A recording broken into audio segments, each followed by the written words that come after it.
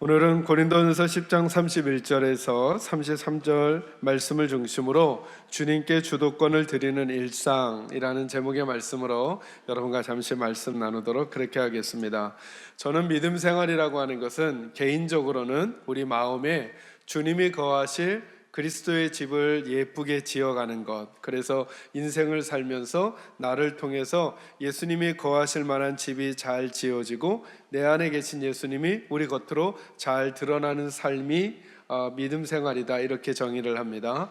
교회적으로도 봐도 에베소서 2장 20절 말씀을 보게 되면 우리가 마지막에 하나님이 거하실 성전을 지어가게 될 터인데, 그게 교회 안에 있는 성도 한 사람 한 사람이 벽돌처럼 연결되어져서 예쁜 집이 지어지면 하나님이 그 안에 거하시는 것 같은 모양으로 하나님의 나라를 설명해 주십니다. 그러니까 교회적으로도 좋은 교회, 예쁜 교회, 그리고 아름다운 교회라고 하는 것은 하나님이 거하실 만한 아름다운 집을 지어가는 것이죠.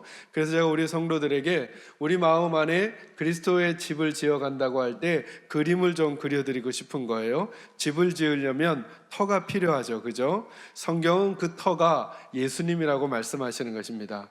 여러분, 예수님이 터라고 하는 게 뭘까요? 예수님이 근거가 되시고 예수님이 목적이 되시고 예수님이 이유가 되어야 한다고 하는 것입니다. 우리가 하는 모든 일에 터가 예수님이기 때문에 그렇습니다. 그러니까 예를 들면 기도도 우리가 예수님의 이름으로 기도하죠. 예수님의 이름으로 기도한다라고 할 때 그 뜻이 무슨 뜻이냐면 예수님이 터라는 것입니다. 내가 지금 이렇게 하나님 앞에 기도할 수 있는 근거와 터가 예수님이라는 것입니다. 기도 이렇게 하는 게 아니라는 것입니다. 내가 남보다 말을 더 많이 하기 때문에, 내가 남보다 성경을 더 많이 인용하기 때문에, 내가 남보다 더 크게 하기 때문에 하나님이 나를 들으실 거다라고 생각하는 것은 그 근거가 나잖아요.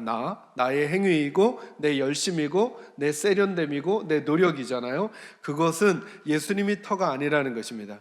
우리가 예수님의 이름으로 기도한다라고 할 때 그 기도의 터가 예수님이라는 것입니다. 하나님, 제가 말이 어눌하지만, 하나님, 저는 교회 다닌 지 얼마 안 돼서 성경을 인용할 수 없지만, 하나님, 저는 직분이 없어서 대표 기도할 기회가 많이 없기는 하지만, 그러나 제가 말이 서툴더라도, 표현이 서툴더라도, 그리고 유창하지 못할지라도, 오래 하지 못할지라도, 남보다 세게 하지 못한다고 할지라도, 제가 오늘 하나님 앞에 기도하는 이 기도의 이유가 예수님입니다.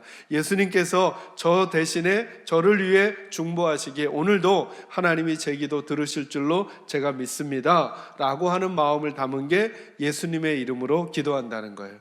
그러니까 여러분, 때로 만약에 혹시 그런 일이 생긴다면, 우리가 모두 다 기도를 다 하고 난 다음에 예수님의 이름으로 기도했습니다 라고 하는 말을 못하게 되면 하나님이 들으실까요, 안 들으실까요? 잘 생각하고 대답하셔야죠. 그것은 부적처럼 하는 말이 아닙니다. 주문처럼 하는 말이 아닌 거죠. 더 중요한 건 처음 시작할 때부터 그 말을 하기 전까지 내 모든 기도의 터는 누구라고요? 예수님이라고 할 때 그것이 하나님께 들려지는 기도가 된다는 사실을 믿으시기를 바랍니다. 예배도 예수님의 이름으로 하는 것입니다. 예배도 우리가 좋은 공간에서 예배한다고, 우리가 좋은 장비들을 구비하고 예배한다고, 그리고 우리가 좋은 음향을 가지고 예배한다고 해서 그것이 하나님 앞에 예배되는 게 아니라 그 예배의 근거가 예수님이셔야 하는 거죠. 구제도 마찬가지입니다. 봉사도 마찬가지입니다. 찬양도 마찬가지입니다. 헌신도 마찬가지입니다. 예를 들어서 구제를 설명할까요? 우리의 손으로, 우리의 물질로 누군가를 도와줘요. 근데 물어야 하는 것입니다. 그 근거가 뭐냐는 거예요. 왜 그렇게 도와주냐는 거죠. 하나님 때문인가? 아니면 그 선한 일을 해서 내가 드러나기 위함인가? 찬양, 구제, 봉사, 예배, 기도 모두 다 저와 여러분의 터가 예수님 될 수 있는 싸움을 해가는 것, 이것이 건강하고 아주 힘있는 아름다운 주님의 집을 우리 마음에, 우리 교회에, 여러분의 가정에 지어가는 데 있어서 점검해야 될 매우 중요한 거라는 거예요. 저는 우리 사랑하는 계산제일교회 식구들의 믿음의 터가 예수님이 될 수 있기를 주의 이름으로 축원합니다. 우리 그래서 이전에 목회하셨던 은퇴 목사님이 앞에다 딱 적어주셨죠. 4글자. 오직 예수. 그러니까 처음부터 마지막까지. 그래서 예수님을 설명할 때 이리 말씀하십니다. 나는 알파요 오메가다. 이게 무슨 말일까요? 예수님은 처음이며 마지막이라는 뜻은 처음부터 마지막까지 올곧게 예수님이 우리에게 함께 하셔야 한다는 뜻입니다. 저는 여러분의 믿음의 터가 예수님이시기를 간절히 소망합니다.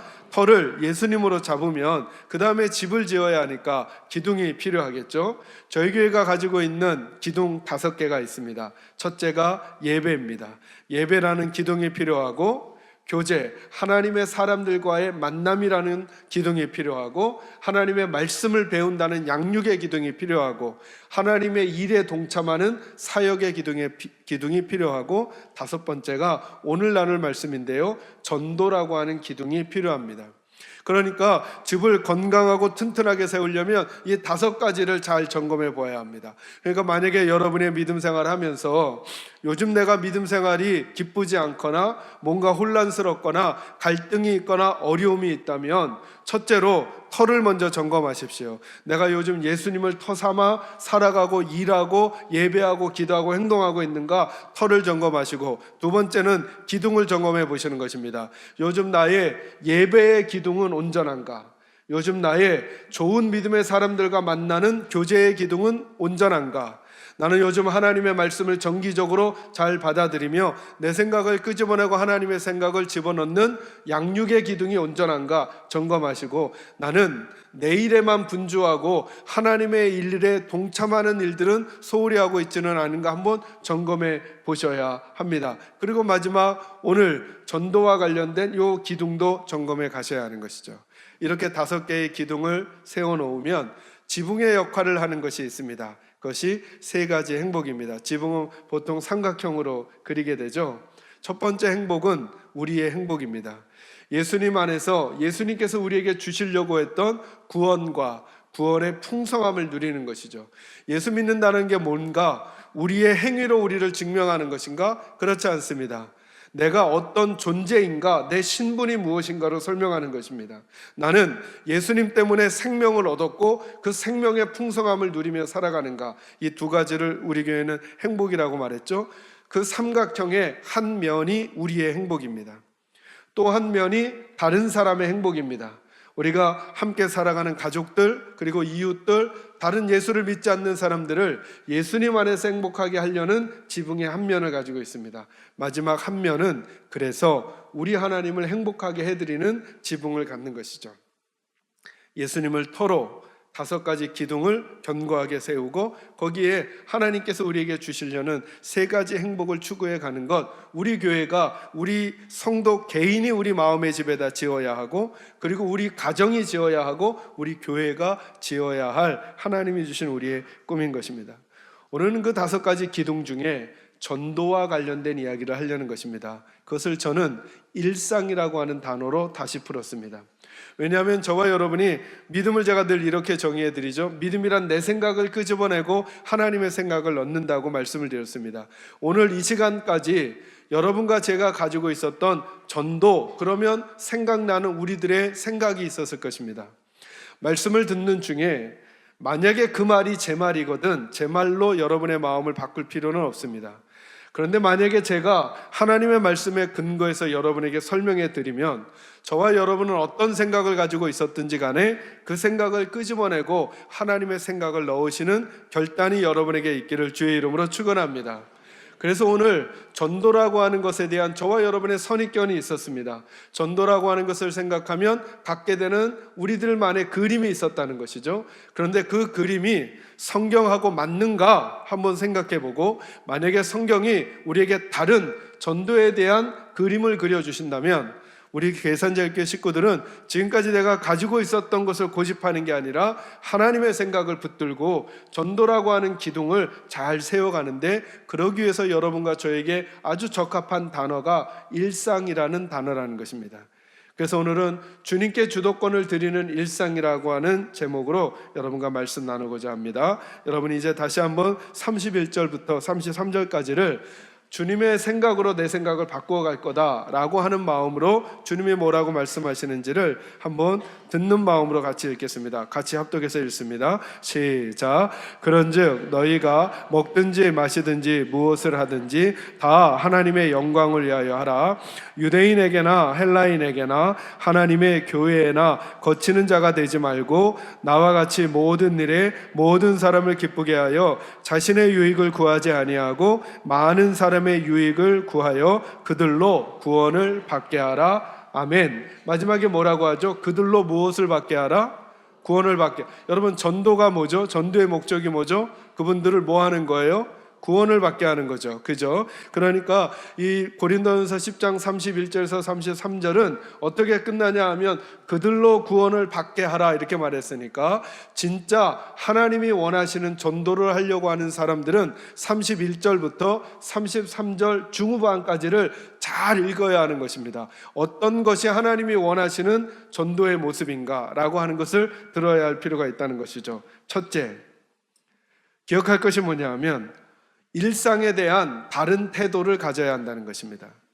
왜 그러냐면 여러분 31절에 보세요. 그런즉 너희가 먹든지 마시든지 무엇을 하든지 다 누구의 영광을 위해서 하라고요? 하나님의 영광을 위해서 하래요. 여기 시작이 어떻게 되냐면 너희가 이렇게 돼요. 너희는 누구냐 하면 너희는 예수님을 믿는 사람을 가리키는 거예요. 예수님을 믿지 않는 사람들을 성경에서 언급할 땐 뭐라고 표현하느냐 하면 저희가 이렇게 표현해요. 너희와 저희를 구분하세요. 복음서에서는 제자들과 무리들로 구분하세요. 예수님을 따라다녔던 많은 무리들이 있어요. 근데 예수님께서 하나님 나라의 중요한 비밀을 말할 때만은 제자들만 따로 불러요. 그리고 무리와 제자들을 구분하는 거예요.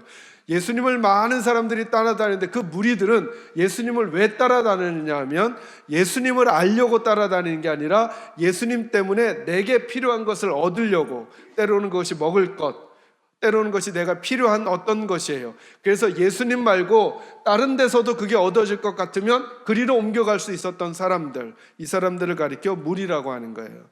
제자들은 예수님 때문에 내가 가지고 싶었던 것들을 포기했던 사람들. 그래서 그 그림을, 완벽한 그림은 아니지만 베드로를 부를 때도 그 표현이 있죠. 그가 아비 집을 떠나, 그리고 자기가 고기를 잡으려고 했던 배를 떠나 누구에게 가요? 예수님에게 가죠. 내 필요 때문에 예수님을 선택하는 게 아니라 예수님 때문에 자기의 삶의 방향을 바꾸는 사람들을 제자라고 하는 거예요. 오늘 이 본문도 예수님을 안 믿는 분들에게 주시는 게 아니라 예수님을 믿는 분들에게 주시는 거예요. 이렇게 말씀하죠. 너희가 예수님을 믿는 사람들은 이제부터 이렇게 생각해야 된다는 거예요. 어떻게요? 너희가 먹든지 마시든지 무엇을 하든지. 이걸 한 어구로 설명해 주세요. 어떻게 설명하면 될까요? 모든 것을, 그죠? 모든 것을 뭘 위해서 하라? 하나님의 영광을 위해서 하라. 여러분, 예배를 우리는 그렇게 드리는 거죠.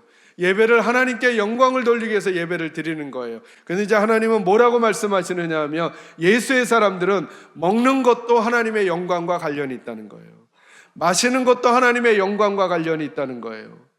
무엇을 하든지 다 하나님의 영광과 관련이 있다는 거예요.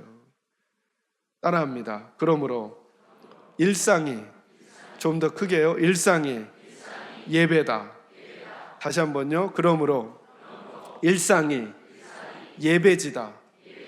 여러분, 그러므로 저와 여러분에게 하나님 뭐라고 말씀하는 거냐면 이제부터는 일상에 대한 다른 태도와 자세를 가지라는 거예요. 구약 성경을 보면 하나님께서 이사야나 말라기서에 아주 독특한 말씀을 하세요. 어떤 말씀을 하시느냐 하면 나는 이스라엘 백성들이 내게 가져오는 재물이 역겹다 이렇게 말씀해요. 역겹다. 재물이. 오늘날 표현으로 바꾸면 하나님의 백성들이 드리는 예배가 역겹다는 거예요. 이 예배당에서 드리는 예배가.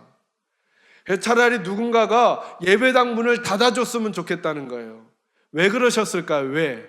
여기서 예배를 띄엄띄엄 드렸기 때문일까요? 금연도 없지 않아 있어요. 그런데 더 중요한 것은 하나님이 지적하신 게 뭐냐면 너희들은 이 예배당에 오기 전에, 성전에 오기 전에 저 바깥에서 힘 있는 자들은 힘 없는 자들을 착취하고 압박하고 돈 있는 자는 돈 없는 자에게 많은 고리대금을 하고 형제들끼리도 그렇게 살면서 그래서 자식들을 팔아야만 살아갈 수 있는 사람들을 만들어 놓고는 내게 와서는 내게 영광을 누린다고 예배하느냐? 난 너무너무 역겹다 이렇게 말씀하시는 거거든요. 그러니까 뭐가 문제인 거예요? 여기가 문제가 아니라 저기가 문제였다는 거예요. 저기가 문제가 되는 순간 여기서 예배라고 하는 것이 하나님께는 역겨워졌다는 거예요. 그래서 우리 교회는 예배를 두 가지로 설명하죠. 그죠? 여기서 지금 드리는 예배는 어떤 예배요? 하나님께로부터 받는 예배라고요. 그리고 저기서의 예배는 하나님께 드리는 예배는. 그러니까 정말 중요한 예배가 저기라는 거예요. 저기. 정말 중요한 예배가 이 예배가 끝나고 나서 우리들의 일상으로 설명된다는 거예요. 일상이 뭐예요? 예배 후에 저와 여러분의 표정, 저와 여러분의 눈빛, 저와 여러분의 얼굴 색깔, 얼굴 모양, 저와 여러분의 손길, 발길, 행하는 거, 행동하는 거 어디서요? 모든 곳에서. 이제 식당에서, 이제 로뎀나무 카페에서, 북카페에서, 아니면 마트에서, 몰에서, 여러분의 가정에서, 저와 여러분의 직장에서, 친구를 만날 때, 거래처 사람을 만날 때, 저와 여러분이 그곳이 바로 뭐 하는 곳이라고요? 하나님께 예배하는 곳이라고요. 이건 제 말이 아닌 거죠. 이제 너희는 먹든지 마시든지 무엇을 하든지 다 누구 영광을 위해서 하라? 하나님의 영광을 위해서 하라. 그게 다 하나님 앞에 예배하는 자리다 이 뜻인 거예요. 저는 우리 사랑하는 계산제일교회 식구들이 일상을 하나님 앞에 예배하는 마음으로 살아가게 되기를 주님의 이름으로 축원합니다. 우리들 중에 이 예배 시간에 하나님 앞에 머물면서 우리들의 말을 거칠게 할 사람은 아무도 없을 거예요. 그죠? 거칠게 했던 우리들도 예배 자리에 오면 그 말을 부드럽게 하려고 하지 않겠어요? 그러니 이젠 일상에서도 그렇게 말하라는 거예요. 우리들 중에 누구도 예배 자리에서 하나님 앞에서 거칠게 행동하려는 사람 없을 거예요. 아마 거칠게 행동했던 분들도 예배 자리에서만큼은 거칠지 않은 모습으로 있으려고 애쓰지 않겠어요? 그러니 이제 일상에서 이 예배가 끝나고 나서 여러분이 다른 분들을 만날 때, 가족들과 함께 있을 때, 식당에 갔을 때, 마트에 갔을 때, 극장에 갔을 때, 학교에 갔을 때, 직장에 갔을 때 그곳에서 거칠게 행동하지 말아야 한다는 거예요. 왜요? 거기가 바로 예배의 자리니까. 이것이 오늘 주님께 주도권을 드리는 일상의 삶을 살고자 하는 예수의 사람들이 뼈 깊이 새겨놓아야 할 말이에요. 그렇지 않으면 자꾸 하나님의 마음에 어떤 마음을 드리는 성도들, 교회가 될 수 있냐 하면 나는 너희들의 예배가 역겹다, 나는 너희들의 기도가 역겹다, 나는 너희들의 찬양이 역겹고 너희들이 하는 봉사가 역겹다라고 말씀하실 수 있는 하나님의 마음을 그렇게 슬프게 하는 우리들이 될 수 있다는 거예요. 우리 모두 다 완벽할 수는 없다는 거예요. 그러나 각자가 가지고 있는 점수들이 있어요, 여러분. 각자가, 제가 늘 짓궂지만 마음 아프게 그런 설명하잖아요. 어느 부모에게 자녀가 있었어요. 근데 그 자녀가 식물인간처럼 손발이 아무것도 못 움직이는 상태에 있어요. 근데 어느 날 아침에 그 아이를 씻기려고 손을 닦아주는데 그 아이의 손가락이 움직이잖아요. 어머니는 놀랄까요? 안 놀랄까요? 놀라죠. 그날 하루는 그 이전의 날과는 전혀 다른 날이 될 거예요. 그냥 손가락 하나 움직인 건데, 눈동자를 돌려 엄마랑 눈을 맞추고 눈을 껌뻑인 것만 한 건데도 한 번도 시선을 맞추지 못했던 자녀가 시선을 맞추면 아마 그 어머니는 가슴이 벅차오르는 감격을 느끼게 될 거예요. 그럼 여러분 생각해 보시겠어요? 다른 자녀랑 비교하면 그게 뭐가 대수예요? 다른 애들은 뛰어다니는데요, 다른 애들은 말을 거는데요, 대화를 나누는데요, 다른 애들은 자기 혼자 옷 입고 자기 활동 다 하는데요, 아니 손가락 몇 개 움직인 거, 눈동자를 돌려서 나랑 눈 맞춘 거, 그게 뭐가 대단하다 할 수 있겠어요? 이렇게 말하는 사람은 아주 나쁜 거죠. 어머니의 마음을 모르는 거죠. 하나님께도 똑같아요, 여러분. 우리들 중에 누구는 하나님 앞에 손가락밖에 못 움직이는 역할을 하는 분들이 있을 수 있어요. 함부로 평가하시면 안 돼요. 하나님은 우리 각자를 보시는 하나님의 잣대와 기준, 점수가 다 달라요. 그러나 우리들은 우리 각자의 처한 상황에서 하나님 앞에 조금씩 더 우리들의 일상의 삶을 예배의 삶이 될 수 있도록 바꾸어가는 치열한 믿음의 노력과 싸움이 우리에게 필요하다는 거예요. 저는 우리 사랑하는 계산제일교회 식구들이 이렇게 예배당에 모여 열심히 진중하게 하나님 앞에 예배를 잘 드리는 것처럼 이 예배가 끝나고 나서 헤어지는 일상의 삶으로 갔을 때 거기서야말로 진짜 예배를 드림으로 그 진짜 예배를 드리는 여러분들이 모인 이 자리를 하나님이 기뻐하시고 즐거워하시고 행복해 하시게 되는 복이 있기를 주의 이름으로 축원합니다. 두 번째 말씀 32절과 33절 같이 읽겠습니다. 시작. 유대인에게나 헬라인에게나 하나님의 교회에나 거치는 자가 되지 말고 나와 같이 모든 일에 모든 사람을 기쁘게 하여 자신의 유익을 구하지 아니하고 많은 사람의 유익을 구하여 그들로 구원을 받게 하라. 아멘. 그들이 구원을 받게 하려면 32절에 이렇게 말해요. 유대인이나 헬라인이나 하나님의 교회에나. 여러분 이것도 한 어구로 고쳐주세요. 뭐라고 할 수 있을까요? 모든 사람에게, 그죠? 하나님의 교회에나, 그러니까 예수 믿는 사람들에게나 안 믿는 헬라인들에게나 비슷한 다른 성격을 가진 사람들에게나 타교단 사람에게나 타교의 사람에게나 혹은 타 종교까지 포함해 모든 사람에게 뭐하는 사람이 되지 말라고요? 거치는 사람이 되지 말래요. 거친다는 게 뭘까요? 아주 기분 안 좋은 상황을 설명해 드릴게요. 저와 여러분이 길을 가는 거예요. 아무 생각 없이 룰루랄라 가다가 돌뿌리에 의식도 못하고 탁 걸렸을 때 그 느낌 있죠. 그 돌뿌리가 거치는 거예요. 다른 사람들에게 내가 그런 당황스럽고 기분 나쁨을 주는 존재가 되지 말라는 거예요. 그 말을 33절에서는 다른 사람을 유익하게 하라, 그 사람을 기쁘게 해줘라 이렇게 말하는 거죠. 그래서 두 번째로 여러분에게 드리고 싶은 말씀은 우리가 주도권을 주님께 드리는 일상을 살아가려면 매력으로 승부해야 된다는 거예요. 따라합니다. 매력으로 승부하자. 믿음이 좋다는 게 뭘까? 그래서 우리 식구들에게 늘 설명드리잖아요. 믿음이 좋은 계산제일교회 식구들을 정의할 때 여러분 어렵다면 이 단어를 꼭 집어넣으세요. 나는 매력 있는 성도가 되어야 되겠다. 그리고 물어보시는 거예요. 나는 매력적인 사람인가? 나는 아내에게 매력적인 남편인가? 나는 남편에게 매력적인 아내인가? 나는 자녀에게 매력적인 부모인가? 나는 친구에게 매력적인 친구인가? 나는 믿음의 동료들에게 매력적인 사람인가? 아니면 돌뿌리처럼 톡톡 걸려 넘어지게 하는 사람인가? 나는 성도에게 매력적인 목사인가? 나는 목사에게 매력적인 성도인가? 목사님, 매력이라는 게 뭔데요? 저는 잘 모르겠어요. 그러나 그 매력이 가져다 주는 느낌 다 있으시죠? 그죠? 다른 사람에게 편안함과 기쁨이 주는, 그것이 때로는 우리들의 매너로, 예절로, 따뜻함으로, 친절함으로, 부드러움으로, 절제로 나타날 수 있을 거예요. 매력은 어찌 보면 저와 여러분이 가지고 있어야 될, 왜냐하면 예수님을 믿는다는 건 예수님을 바깥에다 놓고 따라가는 게 아니라 그랬죠. 제가 예수님을 설명할 때 아들이 있는 자에게는 생명이 있고 아들이 없는 자에게는 생명이 없다 하셨어요. 예수를 믿는다는 건 내게 예수가 있는가 없는가 이렇게 묻는 거예요.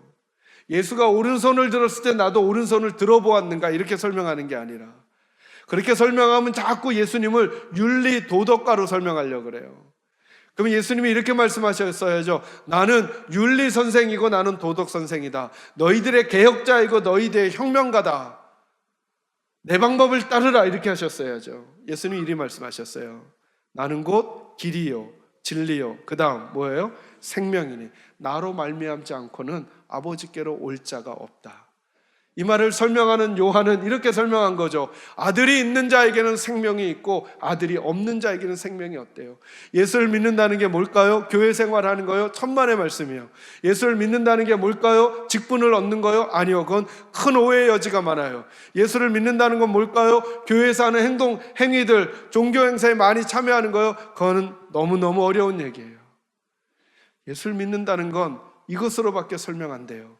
예수가 내 안에 있어야 돼요. 그래서 사도 바울은 이리 설명하죠. 갈라디아서 2장 20절. 그러므로 이제는 내가 사는 게 아니라 내 안에 사시는 예수를 믿는 믿음으로 내가 산다. 이렇게 말하죠. 예수가 내 안에 있으니까 정말 여러분이 예수님을 잘 믿는다는 건 뭐냐면 예수님의 향기가 내게서 뿜뿜 뿜어나가는 거예요. 매력이.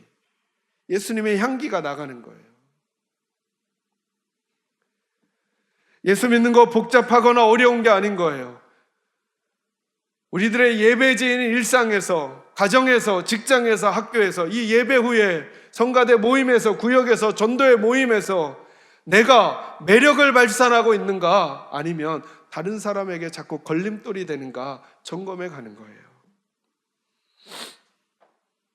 사랑하는 성도 여러분, 저는 우리 사랑하는 개선교회 식구들이 매력적인 성도들이 되기를 주의 이름으로 축원합니다. 어렵지 않아요. 매력적인 사람은 보면 알아요. 매력적인 사람은 같이 있어 보면 알아요. 매력적인 사람은 같이 있고 싶어져요. 어떤 모양으로 해야 하는가? 우리 각자 성품이 다르고 우리 각자 기질이 다르기 때문에 다른 모양, 다른 방법일 수는 있어요. 그러나 본질이 똑같아요. 내가 좀 불편하더라도 다른 사람을 행복하게 해주는 거예요. 그래서 바울이 이렇게 말하죠. 33절에 보면 약간 낯간지러운 얘기를 해요. 33절 같이 한번 읽을까요? 읽습니다. 시작. 나와 같이 모든 일에 모든 사람을 기쁘게 하여 자신의 유익을 구하지 아니하고 많은 사람의 유익을 구하여 그들로 구원을 받게 하라. 아멘. 너무 낯간지럽죠? 누구처럼요? 나처럼 하래요. 나처럼. 11장 1절에는 더해요, 여러분. 11장 1절에는 내가 그리스도를 본받은 자가 된 것 같이 너희는 누구를 본받으라고요? 대박 교만해 보이죠? 네.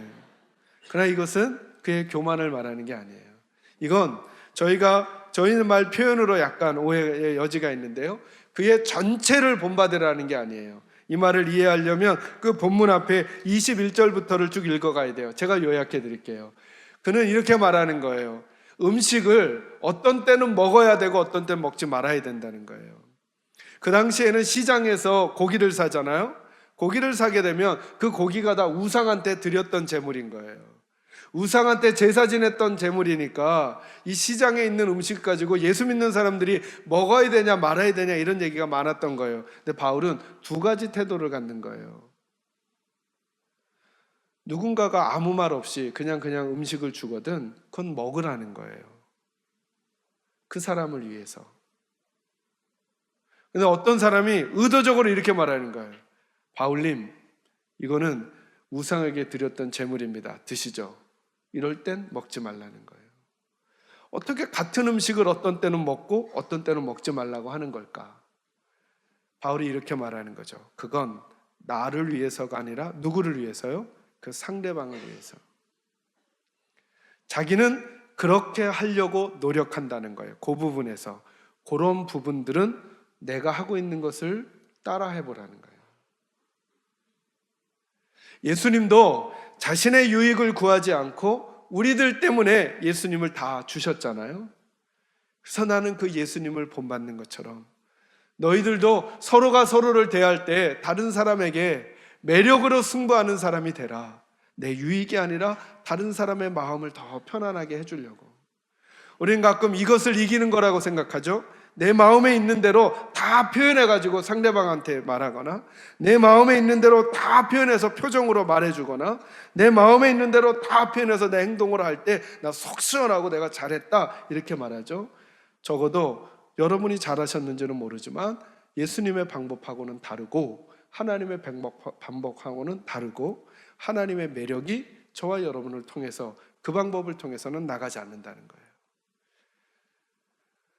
저와 여러분 모두가 표현하는 방식은 다를지는 모르지만 내가 원하는 게 아니라 다른 이의 기쁨과 행복, 웃음을 위해, 그의 즐거움을 위해, 그의 평안함을 위해 내가 나를 깎아가는 것, 이것이 매력이 될 수 있다는 거예요. 저는 우리 계산자의 식구들이 꼭 이런 질문을 하시기를 바랍니다. 식당에 가시거든 나는 종업원에게 매력적인 손님인가? 아니면 밥맛인 손님인가? 거꾸로 만약에 여러분들이 식당에서 근무를 하신다면 나는 손님들에게 매력적인 종업원인가? 아니면 걸림돌이 되는 종업원인가? 나는 내 오너에게 매력적인 부하 직원인가? 아니면 걸림돌인 부하 직원인가? 거꾸로 나는 내 부하 직원에게 매력적인 오너인가? 아니면 걸림돌이 되는 오너인가? 예수를 믿고 하나님 앞에 우리의 일상을 예배로 살아간다는 것은 거창하거나 화려하고 큰 게 아니라 작은 일상을 매력으로 살아가는 거예요. 우리 장로님도 기도해 주셨지만 이틀 전에 평창올림픽이 열렸어요. 가슴이 두근두근하고 게임을 볼 때마다 신나고 막 그러죠. 온 세상이 다 우리에게만 포커스를 맞춘 것 같죠. 그런 사랑하는 성도 여러분, 정말 좋고 행복하고 아름다운 우리나라는 그런 큰 이벤트로 절대 결정되지 않아요. 아마 한 달이 지나고 두 달이 지나고 세 달이 지나면 평창올림픽을 했던 그 건물들을 관리하는 것 때문에 논란이 생기고 그것 때문에 적자가 나느니 이런 문제가 생겨요. 정말 건강하고 튼튼하고 행복한 나라는 어떻게 만들어질까? 그 일상의 삶을 살고 있는 우리나라 국민들 한 사람 한 사람이 자기의 일상 안에서 자기의 매력을 가지고 살아가는 국민성을 만들어내고 아름다운 사람들이 곳곳에 생겨나기 시작할 때 우리나라가 더 좋은 나라가 되는 거 아니겠어요? 계산자일교회도 마찬가지죠. 우리가 무슨 프로그램이나 이벤트를 했다고 그 화려함으로 우리 전부를 설명할 수 없어요. 계산자일교회가 정말 좋은 교회가 되려면 이 자리에 앉아있는 저와 여러분 한 사람 한 사람이 매력적인 목사, 매력적인 장로님, 매력적인 권사님, 매력적인 안수집사님, 매력적인 성가대, 매력적인 오케스트라, 매력적인 안내위원들이 되어갈 때 그분들이 곳곳에 있는 그것으로 계산제일교회가 설명할 수 있는 거예요. 저는 우리 사랑하는 계산제일교회 식구들이 일상에서 매력을 뿜어내는 그리스도인들이 되시기를 주의 이름으로 축원합니다. 마지막 세 번째, 그러므로 우리가 바로 전도지인 거죠. 여기 보니까 나와 같이 모든 일에 모든 사람을 기쁘게 하여 자신의 유익을 구하지 아니하고 많은 사람의 유익을 구하여 그들로 무엇을 받게 하라고요? 구원을 받게 하라. 우리가 모든 일상의 삶을 마치 예배를 드리듯 하나님 앞에 소중히 여기면서 살아가고 그곳에서 매력을 뿜으며 살아가게 될 때 다른 사람들이 구원을 받게 될 거라는 거예요. 우리는 전도, 그럼 우리들의 선입견이 있어요. 기타를 메고 길에 나가서 노래를 부르며 전도지를 주는 거. 전도의 한 방법, 아주 작은 한 방법일 수 있겠어요. 길 가는 사람들에게 선물을 주며 전도지를 나눠주는 거, 전도하는 작은 방법이 될 수 있겠어요. 역이나 지하철에서 메가폰으로 소리를 지르며 복음을 전하는 거, 아주 작은 방법이 될 수 있겠어요. 그러나 사랑하는 성도 여러분, 더 정직하고 정확하게 들어볼까요? 오늘 본문에서는 뭐라고 말하느냐 하면 우리가 살아가는 삶의 일상에서 그 일상이 하나님의 영광과 관련된 것이라고 인정하고, 그래서 가정 안에서 매력 있는 아버지로, 매력 있는 어머니로, 매력이 있는 아내와 남편으로 존재해주고, 이웃들에게 그런 존재로 존재해주고, 식당에 가서 매력적인 손님이 돼주고, 마트에 가서 매력적인 소비자가 돼주고, 직장에 가서 매력적인 직원이 돼주는 그 일들이 다른 이들로 하여금 자꾸 예수에 대해서 관심을 갖게 하는 일이 될 거라는 거예요. 그리고 생각해 봤더니 여러분, 우리들 중에 혹시 내가 예수 믿지 않을 때 예수 믿는 사람하고 하나님이 있냐 없냐 논쟁을 하다가 그 사람한테 져가지고 나 이제부터 예수 믿을게 그럼 하고 교회 오신 분 혹시 계셔요? 아주 없다 할 수는 없겠지만 거의 없을걸요. 혹은 우리 식구들 중에 길 가다가 전도지 받고 그거 받고 집에 가서 눈물 펑펑 흘리면서 다음 주부터 교회 가야지 하고 교회 오신 분 혹시 계실 수는 있겠으나 거반 없죠. 누가 전도했나요? 말도 안 되는 친구가. 지도 교회 잘 안 가면서, 지도 열심히 안 믿으면서, 지도 구원을 받았는지 안 받았는지 모르겠으면서 교회 가자고 해서 그 친구가 좋아 교회 왔다가 콕 깨서 저처럼 목사가 되고 장로님이 되고 집사님이 되고 권사님이 되셨죠. 누가 전도지예요? 사람이 전도지죠. 사람이 중요하죠. 방법보다 우리가 더 중요한 거예요. 저는 그래서 우리 계산자일교 식구들이 어떤 방식으로 전도할까를 고민하기보다 저는 여러분들이 전도지가 되기를 주의 이름으로 축원합니다.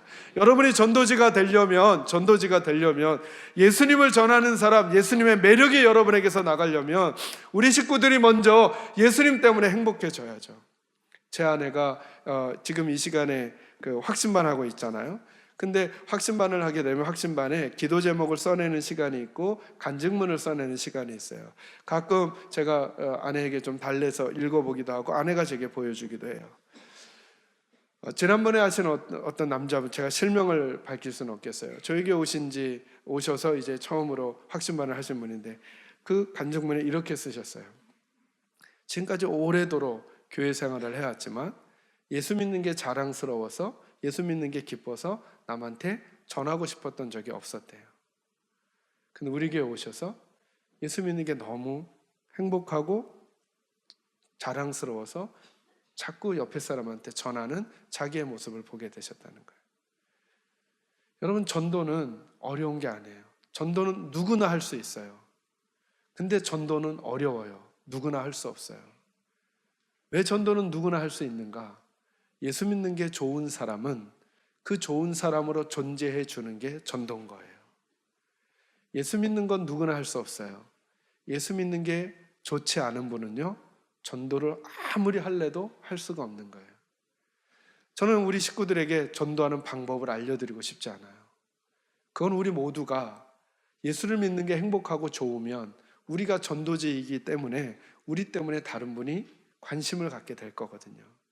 저 우리 사랑하는 계산제일교회 식구들이 여러분의 얼굴이, 저와 여러분의 말투가, 저와 여러분의 눈빛이, 표정이, 태도와 자세가 전도지라는 사실을 꼭 아시고, 여러분, 매력적이지 않은 사람이 건네주는 전도지는 매력적이지 않은 사람 때문에 휴지통으로 가게 될 거거든요. 그러나 매력적인 사람이 주는 약간 부담스러운 얘기도 그 매력적인 사람 때문에 그 얘기를 들어주고 싶어지게 될 거거든요. 저는 어려서 아버님이 저희 가정이 불교 집안이었어요. 친구들이 교회를 가자고 하면 저희 아버님이 알려주신 말이 있었어요. 교회 가면 떡이 나오냐 밥이 나오냐. 초등학생인 제가 제 친구들에게 늘 그랬어요. 교회 가면 떡이 나오냐 밥이 나오냐. 또 하나 알려주셨어요. 예수를 믿느니 내 주먹을 믿겠다. 물론 제가 펀치력이 좀 세긴 하지만 근데 그렇게 말해줬어요. 중학교 2학년 때 제 친구가 말씀드렸죠. 3개월 동안 교회 안 가다가 지 혼자 가면 창피하다고, 너라도 데리고 가면 덜 창피할 것 같다고 절 가자 하는 거예요. 제가 그 친구를 좋아했거든요. 그래서 그냥 갔어요. 갔다가 뚱뚱한 여자애한테 피리 꽂혀서 걔 때문에 교회 다니다가 목사가 됐어요. 이렇게 어처구니 없을 수가 있어요? 제가 무슨 얘기를 하는 걸까요? 적어도 제 친구는 제게 매력 있는 친구였던 거죠. 그래, 너하고라면 거기쯤 같이 가주는 거 한 번쯤 가주지 뭐. 여러분은 무엇을 들려고 하기 전에 여러분이 누군가를 점검해 보시기 바랍니다. 그 삶을 사는 게 우리 일상인 거예요. 우리들의 일상을 하나님 앞에 예배지로 드리면서 우리가 보이고 있는, 우리가 가지고 있는 예수가 얼마나 좋은지를 남에게 강요할 게 아니라 우리들의 매력으로 내 수준에서 보여주면 그들은 분명히 예수님에게 관심을 갖게 될 거예요. 저는 그런 여러분의 일상을 살기를 바라고, 그 일상을 사는 여러분들을 하나님이 사랑하시고 축복하는 일들을 경험하며 살아가게 되기를 주님의 이름으로 축원합니다. 기도하겠습니다.